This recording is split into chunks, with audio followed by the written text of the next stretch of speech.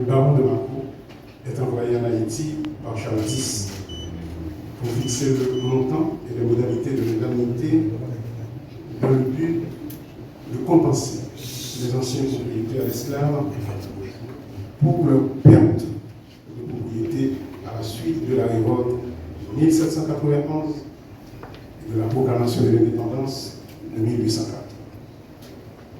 C'est un rapport qui nous a permis de mieux comprendre le contexte qui conduisit l'État monarchique français à imposer en 1825 à Haïti un lourd tribut de 150 millions de francs or. Juste une parenthèse, surtout pour le ministre de la Culture. En 1814, le roi Louis XVIII envoya 3 agents dans l'île d'Oxionlac, Gravement et Franco-Médina, pour traiter avec les Haïtiens sur leur retour sous la domination française. Tandis que le premier fut reçu par Pétion, Christophe fut enfermé le 3e comme étant coupable d'espionnage. Pendant 4 ans, il fut enfermé dans la prison du Cap. Après ce temps, on n'entendit plus parler de lui. Fermons la parenthèse. La publication du rapport Mako jette un éclairage sur un pan de notre histoire économique obscurci à dessein pour mieux asseoir dans les esprits un discours de pessimisme anthropologique. Certes, la mauvaise gouvernance, l'héritage d'aujourd'hui, les querelles intestines, les crises récurrentes, sont toutes les aléas d'un État en gestation ont retardé la structuration de son économie au détriment du bien-être collectif. Le prix du sang n'aurait donc pas suffi pour libérer les Africains sur l'île de Saint-Domingue du joug de l'esclavage. Comme une forme de négation de notre contribution exceptionnelle à l'histoire de l'humanité, le nouvel État haïtien, né de la glorieuse bataille de Vertières du 18 novembre 1803, a dû se plier aux exigences de l'ordonnance de Charles X, parue le 17 avril 1825.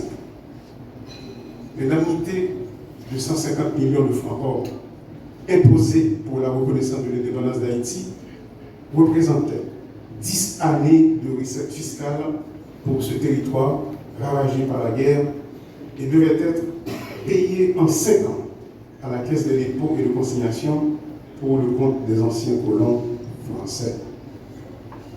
De plus, écoutez, chers amis, le ministre de la Marine, le comte de Chabrol, précise pour le porteur de l'ordonnance, en parlant au baron de Mako, d'insister que l'emprunt pour honorer l'indemnité soit réalisé en France.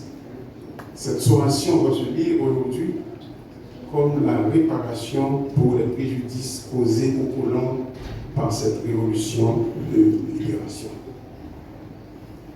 Le baron missionné par Jadis arrivé en Haïti avec de savants tableaux lui permettant d'expliquer au président haïtien Jean-Pierre Boyer que l'indemnité exigée ne représentait pas grand-chose par comparaison aux pertes véritables de colons. Il avait surtout avec lui une solide canonnière. Et c'est clairement sous la menace militaire que les dirigeants haïtiens acceptèrent le compromis proposé. Il nous faut toutefois bien situer les méfaits de la dette issue de cette indemnité. Cette indemnité scélérate de la matrice de contrainte au développement de cette économie de plantation. Jadis florissante, bien sûr, mais ravagée par l'effet des chocs de guerre. Christiane Tourira nous rappelle que cette indemnité n'est certes pas la seule cause des retards économiques et sociaux d'Haïti, mais elle a incontestablement constitué une ponction financière considérable, handicapant et limitant durablement l'accumulation de capitaux et la modernisation de l'appareil productif ici en Haïti. En effet, il faut situer la révolution haïtienne dans le contexte du commerce triangulaire qui constituait jusque-là une source significative de revenus pour les budgets des grandes métropoles européennes. Pour ce faire, un déplacement important de population, entre 11 millions et 12 millions d'Africains, s'est opéré dans les conditions les plus abjectes. De grandes compagnies de commerce, protégées par le pouvoir royal, assuraient la livraison des produits tirés des colonies aux ports européens. Le commerce de Saint-Domingue représentait le tiers du commerce de la France. Cette économie d'extraction contribuait à hauteur de 20% au PIB français en 1778. L'émancipation de cette nouvelle république noire y apportait un cran d'arrêt qu'il fallait vite réprimer pour éviter toute contamination des autres territoires. En fait, il fallait faire en sorte que les autres perçoivent l'expérience haïtienne comme le chemin à ne pas emprunter. Ce substantif, haïtianisme ou haïtianité, devait charrier aux yeux des autres rêveurs de liberté des images d'isolement, de pauvreté et de décadence. Donc, un exemple insignifiant, voire stupide. Et d'ailleurs, n'a-t-on pas souvent entendu les universitaires, les Haïtiens n'étaient pas encore prêts pour la liberté. De grands moyens ont été déployés pour construire cette mémoire alternative de la conquête de la liberté des Haïtiens. La course sur l'indemnité a été obtenue sous la menace crédible d'une flotte de 14 navires armés de 128 canons, comme l'a répété d'ailleurs le président Leslie dans la rade de Port-au-Prince. Ce que Blancpain dans ce livre qualifie d'argument diplomatique convaincant. Mais le plus effarant fut le montant des annuités de 30 millions de francs pendant 5 ans et les conditions de paiement de la dette octroyée pour ces engagements. Une analyse sommaire des arrangements financiers pour l'octroi de l'emprunt révèle des photos roses recelant une volonté délibérée de dépecer ce État déjà affaibli par la guerre. L'État haïtien a dû recourir au marché financier de Paris pour la levée des fonds par l'émission d'obligations. Après plusieurs tentatives non fructueuses de mise en marché des obligations haïtiennes, à hauteur de 30 millions de francs pour la première annuité, elle fut finalement abjuguée le 3 novembre 1825. Le consortium Lafitte acheta l'emprunt à 800 francs pour chaque obligation de 1000 francs, émise bien sûr, soit 24 millions de francs. Les 6 millions restants furent versés par le Trésor haïtien à la Caisse des dépôts. L'expression « la double dette » dérive donc de l'ordonnance de l'indemnité à payer aux anciens colons, réduit à 126 millions, et la dette de l'emprunt due aux détenteurs des obligations de 30 millions de francs. Mais ce n'est pas tout, chers amis. Cet État exsangue devait aussi consentir une remise de 50% sur les droits de douane pour tout navire battant pavillon français.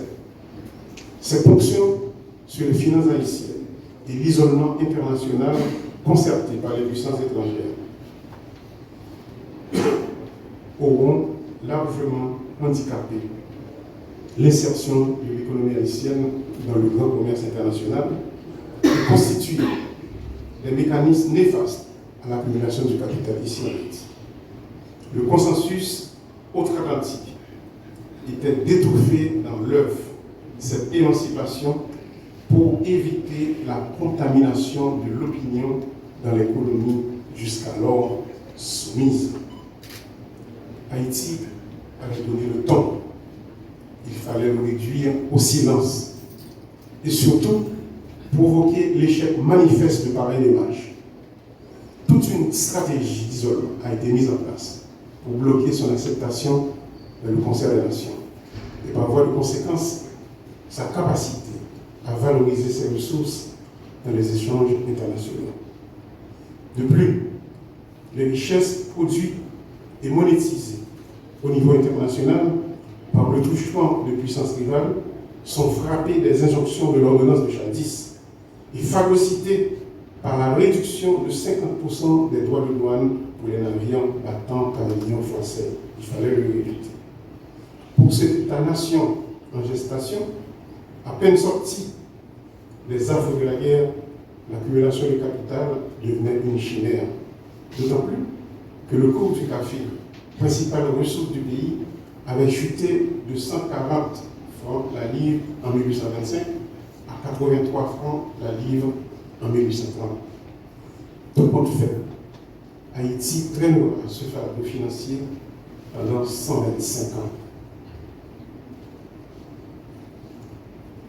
Il fallait déconstruire dans l'imaginaire de cette communauté d'hommes et de femmes de descendance africaine que cette liberté arrachée aux colonisateurs soit source d'une vie de paix et de prospérité partagée. La méthode la plus sûre de freiner la propagation de cette idéologie était de faire de cette terre de liberté un espace de pauvreté incapable même de nourrir sa population. Haïti devait être un État paria, simplement une illusion.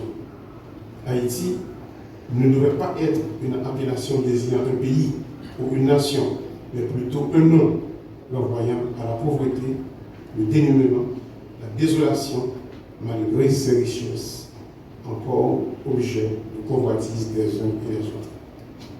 Aujourd'hui, ce pari se gagne encore avec certes la complicité de certains fils et certaines filles dénaturées de cette nation. Il y a donc là une réalité à assumer, celle d'une déconstruction programmée. Le rapport Macron nous rappelle donc aujourd'hui, à plusieurs niveaux, nous interpelle aujourd'hui à plusieurs niveaux, la nécessité d'installer une autre conversation avec la France, ce qui se fera bien sûr avec la commission mixte. De deux, l'obligation de mieux éclairer nos compatriotes et nos partenaires étrangers sur la vraie nature de la violence qui secoue actuellement les fondements de la nation. Et le 3, pour finir, l'urgence de travailler à l'instauration de l'imaginaire collectif à la lumière de la vérité de l'épopée de 1804, à la lumière de la vérité des sacrifices de nos ancêtres. Merci.